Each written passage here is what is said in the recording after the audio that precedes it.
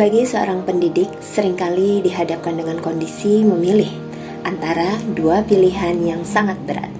Kita guru sebagai pemimpin pembelajaran diharapkan dapat mengambil keputusan-keputusan yang tepat dan benar serta tidak memihak pada salah satu dari suatu masalah yang sedang dihadapi. Seorang pendidik harus bisa melihat bagaimana persoalan tersebut, apakah merupakan dilema etika atau merupakan bujukan moral. Dalam modul 3.1 ini, saya mempelajari dilema etika dan bujukan moral yang nantinya diharapkan dapat digunakan dalam kehidupan sehari-hari untuk mengambil sebuah keputusan sebagai seorang pemimpin pembelajaran. Ilmu yang saya dapatkan dalam modul ini akan saya aplikasikan dalam menghadapi dilema etika, baik di lingkungan keluarga, masyarakat, apalagi di sekolah seperti dengan murid di kelas. Saya akan menerapkan cara pengambilan keputusan-keputusan sesuai dengan langkah-langkah yang sudah saya pelajari pada modul 3.1. Dengan sering berlatih dan langsung mempraktekkan dalam kehidupan nyata, maka akan semakin mengasah keterampilan dan pemahaman saya tentang cara tepat dalam mengambil sebuah keputusan. Saya juga akan membagikan kepada rekan sejawat di sekolah dengan cara memanfaatkan waktu-waktu luang untuk berdiskusi dalam sebuah komunitas praktisi yang sudah kami bentuk dengan tujuan untuk mengembangkan kompetensi guru. Pertemuan ini biasanya kami lakukan 2 kali dalam 1 bulan. Dalam kesempatan tersebut, saya akan mencoba untuk berbagi bersama kepada semua anggota komunitas teman guru tentang pengalaman yang sudah saya dapatkan ketika belajar cara pengambilan keputusan.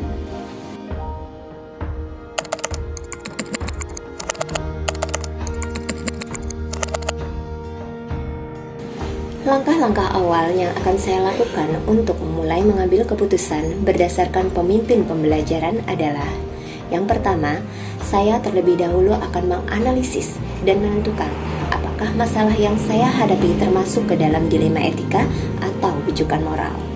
Yang kedua, saya menentukan paradigma apa yang ada pada permasalahan tersebut. Yang mana paradigma etika ini dikategorikan seperti individu lawan masyarakat, rasa keadilan lawan rasa kasihan, kebenaran lawan kesetiaan, dan jangka pendek lawan jangka panjang. Yang ketiga, saya akan menentukan prinsip yang akan digunakan dalam pengambilan keputusan. Prinsip-prinsip yang dimaksud yaitu seperti prinsip berpikir berbasis hasil, prinsip berpikir berbasis rasa peduli, dan prinsip berpikir berbasis peraturan. Yang keempat, saya akan menguji keputusan yang saya ambil melalui 9 langkah pengambilan dan pengujian keputusan.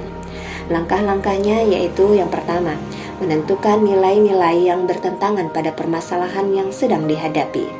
Yang kedua, menentukan siapa saja yang terlibat dalam situasi tersebut. Yang ketiga, menentukan fakta-fakta yang relevan dalam situasi tersebut. Dan yang keempat, pengujian benar lawan salah dalam situasi tersebut. Melakukan uji legal yaitu menentukan apakah ada aspek pelanggaran hukum. Melakukan uji regulasi yaitu menentukan apakah ada pelanggaran peraturan atau kode etik profesi dalam kasus tersebut. Melakukan uji intuisi yaitu menentukan apakah ada yang salah dalam situasi tersebut berdasarkan perasaan dan intuisi. Melakukan uji publikasi yaitu menguji perasaan bila keputusan yang diambil dipublikasikan di halaman depan koran. Melakukan uji panutan atau idola yaitu menentukan keputusan apa yang akan diambil oleh panutan atau idola dalam situasi tersebut. Kelima, pengujian paradigma benar lawan benar. Keenam, melakukan prinsip resolusi, yang mana 3 prinsip penyelesaian dilema yaitu berpikir berbasis hasil akhir, berpikir berbasis peraturan, dan yang ketiga adalah berbasis rasa peduli. Yang ketujuh, investigasi opsi trilema. Kedelapan, buat keputusan. Dan 9, lihat lagi keputusan dan refleksikan.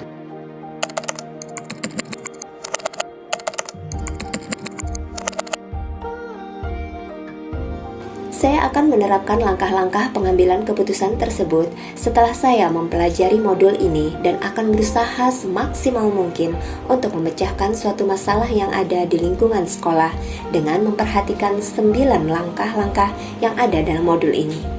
Jadi, mulai saya mendapatkan ilmu ini, maka saya akan mencoba mempraktekkan dengan kondisi kehidupan sehari-hari yang saya jalani, baik di lingkungan sekolah maupun di lingkungan masyarakat. Sebagai seorang pendidik, sangat merasa terbantu dengan penjelasan materi dalam modul 3.1 ini. Sebab, dalam kehidupan sehari-hari sering menemukan dilema, tapi belum bisa memanage sebuah keputusan yang baik. Terutama saat menemukan masalah belajar pada siswa. Memulai semua materi yang telah dipelajari dari modul sudah seharusnya memberikan keputusan yang bersifat positif, sehingga membuat orang-orang di lingkungan saya merasa nyaman dan tenang. Hal itu dilakukan juga untuk memerdekakan siswa dalam mencapai keselamatan dan kebahagiaan dalam belajar.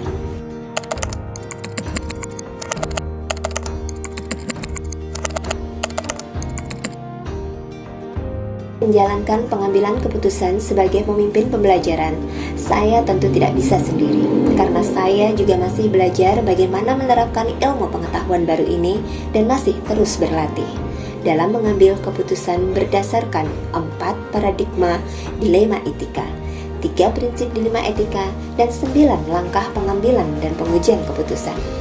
Oleh karena itu, saya membutuhkan rekan sejawat yang juga rekan sesama calon guru penggerak sebagai teman diskusi untuk menganalisis dan menentukan apakah langkah-langkah yang saya ambil telah tepat dan efektif. Saya juga meminta input dan bantuan dari kepala sekolah dan anggota praktisi yang ada di sekolah untuk berdiskusi dalam pengambilan keputusan sebagai pemimpin pembelajaran.